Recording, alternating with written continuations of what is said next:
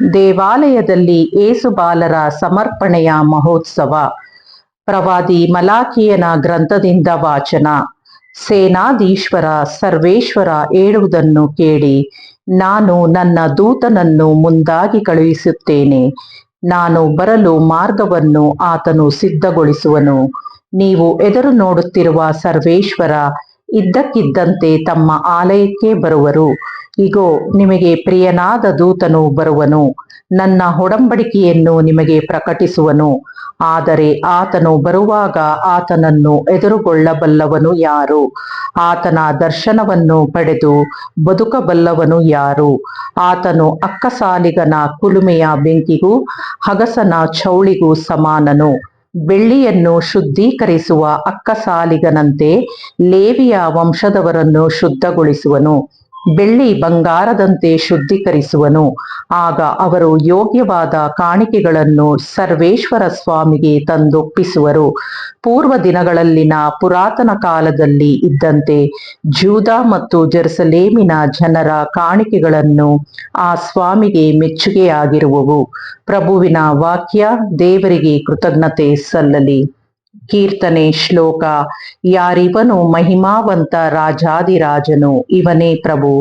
ಆಗಮಿಸುತ್ತಿಹನಿದೋ ಮಹಿಮಾವಂತ ರಾಜಾದಿರಾಜನು. ತೆರೆದು ಸ್ವಾಗತಿಸಲಿ ಕದಗಳು, ಸನಾತನ ದ್ವಾರಗಳು. ಶ್ಲೋಕ. ಯಾರಿವನು? ಮಹಿಮಾವಂತ ರಾಜಾದಿರಾಜನು, ಇವನೇ ಪ್ರಭು. ಯಾರಿವನು? ಮಹಿಮಾವಂತ ರಾಜಾದಿರಾಜನು, ಇವನೇ ಪ್ರಭು. ಯುದ್ಧ ವೀರನು, ಶಕ್ತಿ ಸಮರ್ಥನು. ಯಾರಿವನು? ಮಹಿಮಾವಂತ ರಾಜಾದಿರಾಜನು, ಇವನೇ ಪ್ರಭು. ಆಗಮಿಸುತ್ತಿಹನಿದೋ ಮಹಿಮಾವಂತ ರಾಜಾದಿರಾಜನು. ತೆರೆದು ಸ್ವಾಗತಿಸಲಿ ಕದಗಳು, ಸನಾತನ ದ್ವಾರಗಳು. ಶ್ಲೋಕ. ಯಾರಿವನು? ಮಹಿಮಾವಂತ ರಾಜಾದಿರಾಜನು, ಇವನೇ ಪ್ರಭು. ಯಾರಿವನು? ಮಹಿಮಾವಂತ ರಾಜಾದಿರಾಜನು, ಇವನೇ ಸೇನಾಧೀಶ್ವರನು, ಮಹಿಮಾರಾಜನು. ಶ್ಲೋಕ. ಯಾರಿವನು? ಮಹಿಮಾವಂತ ರಾಜಾದಿರಾಜನು, ಇವನೇ ಪ್ರಭು. ಎರಡನೆಯ ವಾಚನ. ಇಬ್ರಿಯರಿಗೆ ಬರೆದ ಪತ್ರದಿಂದ ವಾಚನ. ಸಹೋದರರೇ, ಮಕ್ಕಳು ರಕ್ತ ಮಾಂಸ ಧಾರಿಗಳಾಗಿರುವುದರಿಂದ ಯೇಸುವು ಅವರಂತೆ ರಕ್ತ ಮಾಂಸಧಾರಿಯಾದರು. ಹೀಗೆ ಮರಣಾಧಿಕಾರಿಯಾಗಿದ್ದ ಸೈತಾನನನ್ನು ತಮ್ಮ ಮರಣದಿಂದಲೇ ಸೋಲಿಸಲು ಮತ್ತು ಮರಣ ಭಯದ ನಿಮಿತ್ತ ಜೀವನದುದ್ದಕ್ಕೂ ದಾಸ್ಯದಲ್ಲಿದ್ದವರನ್ನು ಬಿಡುಗಡೆ ಮಾಡಲು ಅವರು ಮನುಷ್ಯರಾದರು. ಅವರು ಉದ್ಧಾರ ಮಾಡ ಬಂದದ್ದು ಖಂಡಿತವಾಗಿ ದೇವದೂತರನ್ನಲ್ಲ, ಅಬ್ರಹಾಮನ ಸಂತತಿಯನ್ನು. ಆದ ಕಾರಣ ಎಲ್ಲದರಲ್ಲೂ ತಮ್ಮ ಸಹೋದರರಿಗೆ ಸಮಾನರಾಗಬೇಕಾಗಿತ್ತು. ಜನರ ಪಾಪ ನಿವಾರಣೆಗಾಗಿ ದೇವರ ಕಾರ್ಯಗಳನ್ನು ನಿರ್ವಹಿಸುವ ದಯಾಮಯನು, ನಂಬಿಗಸ್ತನೂ ಆದ ಪ್ರಧಾನ ಯಾಜಕನಾಗಿರಬೇಕಾಗಿತ್ತು. ಸ್ವತಃ ತಾವೇ ಶೋಧನೆಗೆ ಒಳಗಾಗಿ ಯಾತನೆಯನ್ನು ಅನುಭವಿಸಿದ್ದರಿಂದ ಶೋಧನೆಗೊಳಗಾಗುವವರಿಗೆ ನೆರವಾಗಲು ಯೇಸು ಸಮರ್ಥರಾದರು. ಪ್ರಭುವಿನ ವಾಕ್ಯ. ದೇವರಿಗೆ ಕೃತಜ್ಞತೆ ಸಲ್ಲಲಿ. ಘೋಷಣೆ. Hallelujah, hallelujah. ಈತ ಅನ್ಯ ಜನರನ್ನು ಬೆಳಗಿಸುವ ಜ್ಯೋತಿ. ನಿನ್ನ ಜನ ಇಸ್ರಾಯೇಲರಿಗೆ ತರುವನು ಕೀರ್ತಿ. ಹಲ್ಲೆಲೂಯಾ. ಲೂಕನು ಬರೆದ ಪವಿತ್ರ ಶುಭ ಸಂದೇಶದಿಂದ ವಾಚನ. ಮೋಶೆಯ ನಿಯಮದ ಪ್ರಕಾರ ಸೂತಕ ದಿನಗಳು ಮುಗಿದು ಶುದ್ಧೀಕರಣ ದಿನ ಬಂದಾಗ ತಂದೆ ತಾಯಿಗಳು ಆ ಮಗುವನ್ನು ಎತ್ತಿಕೊಂಡು ಜೆರುಸಲೇಮಿಗೆ ಹೋದರು. ಏಕೆಂದರೆ ಮೊದಲು ಜನಿಸಿದ ಪ್ರತಿಯೊಂದು ಗಂಡು ಮಗುವನ್ನು ಸರ್ವೇಶ್ವರನಿಗೆ ಸಮರ್ಪಿಸಬೇಕಾಗಿತ್ತು. ಅಲ್ಲದೆ ಧರ್ಮಶಾಸ್ತ್ರದಲ್ಲೇ ಉಲ್ಲೇಖಿಸಿರುವಂತೆ ಒಂದು ಜೋಡಿ ಬೆಳವಕ್ಕಿಗಳನ್ನಾಗಲಿ 2 ಪಾರಿವಾಳದ ಮರಿಗಳನ್ನಾಗಲಿ ಬಲಿಯನ್ನಾಗಿ ಅರ್ಪಿಸಬೇಕಾಗಿತ್ತು. ಆಗ ಜೆರುಸಲೇಮಿನಲ್ಲಿ ಸಿಮೆಯೋನನೆಂಬ ಒಬ್ಬನು ವಾಸವಾಗಿದ್ದನು. ಸತ್ಪುರುಷನು, ದೈವ ಭಕ್ತನೂ ಆದ ಇವನು ಇಸ್ರಾಯೇಲ್ ಜನತೆ ಉದ್ಧಾರಕ ಯಾವಾಗ ಬರುವನೋ ಎಂದು ನಿರೀಕ್ಷಿಸುತ್ತಾ ಇದ್ದನು. ಪವಿತ್ರಾತ್ಮ ಇವನಲ್ಲಿ ನೆಲೆಸಿದ್ದರು. ಸರ್ವೇಶ್ವರ ಕಳುಹಿಸಲಿರುವ ಅಭಿಷಕ್ತನಾದ ಲೋಕೋದ್ಧಾರಕನ ದರ್ಶನ ಆಗುವವರೆಗೆ ತನಗೆ ಸಾವಿಲ್ಲವೆಂದು ಪವಿತ್ರಾತ್ಮರಿಂದಲೇ ಆಶ್ವಾಸನೆ ಪಡೆದಿದ್ದನು. ಆ ಪವಿತ್ರಾತ್ಮರಿಂದ ಪ್ರೇರಿತನಾಗಿ ಅವರು ಮಹಾದೇವಾಲಯಕ್ಕೆ ಬಂದನು. ಧರ್ಮಶಾಸ್ತ್ರದ ವಿಧಿಯನ್ನು ಪೂರೈಸಲು ಬಾಲ ಏಸುವನ್ನು ತಂದೆ ತಾಯಿಗಳು ದೇವಾಲಯಕ್ಕೆ ತಂದಾಗ ಸಿಮಯೋನನು ಆ ಮಗುವನ್ನು ತನ್ನ ಕೈಗಳಲ್ಲಿ ಎತ್ತಿಕೊಂಡು ದೇವರನ್ನು ಹೀಗೆಂದು ಸ್ತುತಿಸಿದನು, ನಿನ್ನ ಮಾತು ಸರ್ವೇಶ್ವರ ನೆರವೇರಿತೆಂದು. ಇನ್ನು ತೆರಳು ಬಿಡು ಶಾಂತಿಯಿಂದ, ನಿನ್ನ ದಾಸನಾದ ಎನ್ನನ್ನು ನೀನಿತ್ತ ಉದ್ಧಾರಕನನು ನಾ ಕಂಡೆ ಕಣ್ಣಾರೆ. ಜನರೆಲ್ಲರ ಸಮ್ಮುಖದಲ್ಲಿ ನೀನೀತನನ್ನು ಪ್ರತ್ಯಕ್ಷ ಮಾಡಿರುವೆ. ಈತ ಅನ್ಯ ಜನರನ್ನು ಬೆಳಗಿಸುವ ಜ್ಯೋತಿ, ನಿನ್ನ ಜನ ಇಸ್ರಾಯೇಲರಿಗೆ ತರುವನು ಕೀರ್ತಿ. ಮಗುವಿನ ವಿಷಯವಾಗಿ ಹೇಳಿದ ಈ ಮಾತುಗಳನ್ನು ಕೇಳಿ ತಂದೆ ತಾಯಿಗಳು ಆಶ್ಚರ್ಯಪಟ್ಟರು. ಅವರನ್ನು ಸಿಮಯೋನನು ಆಶೀರ್ವದಿಸಿದನು. ಪ್ರಭುವಿನ ಶುಭ ಸಂದೇಶ. ಕ್ರಿಸ್ತರೇ, ನಿಮಗೆ ಸ್ತುತಿ ಸಲ್ಲಲಿ.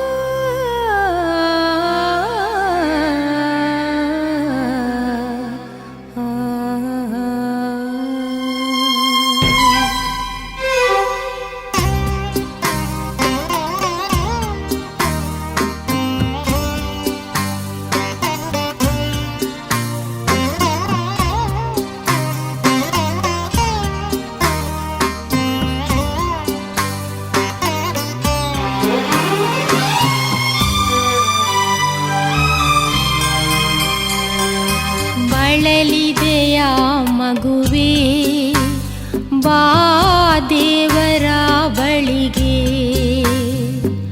ಬಳಲಿದೆಯ ಮಗುವೇ, ಬಾ ದೇವರ ಬಳಿಗೆ. ಕೊರಗದಿರು, ಬೆದರದಿರು, ನಶ್ವರವಾದ ಈ ಬಾಳಿಗೆ. ಕೊರಗದಿರು, ಬೆದರದಿರು, ನಶ್ವರವಾದ ಈ ಬಾಳಿಗೆ. ಬಳಲಿದೆಯ ಮಗುವೇ, ಬಾ ದೇವರ ಬಳಿಗೆ. ಬಳಲಿದೆಯ ಮಗುವೇ, ಬಾ ದೇವರ ಬಳಿಗೆ.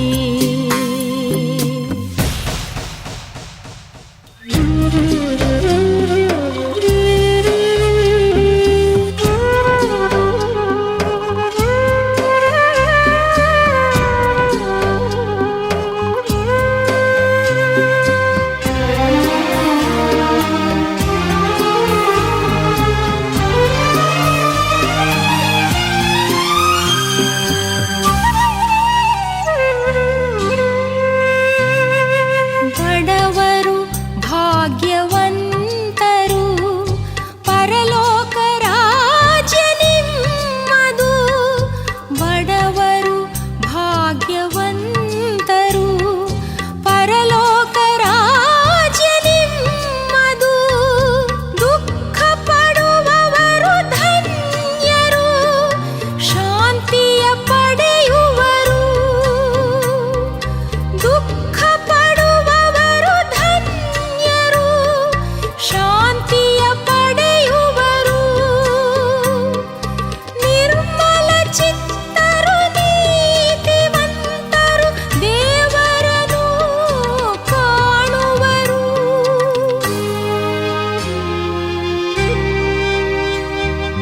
ಬಳಲಿದೆಯ ಮಗುವೇ, ಬಾ ದೇವರ ಬಳಿಗೆ.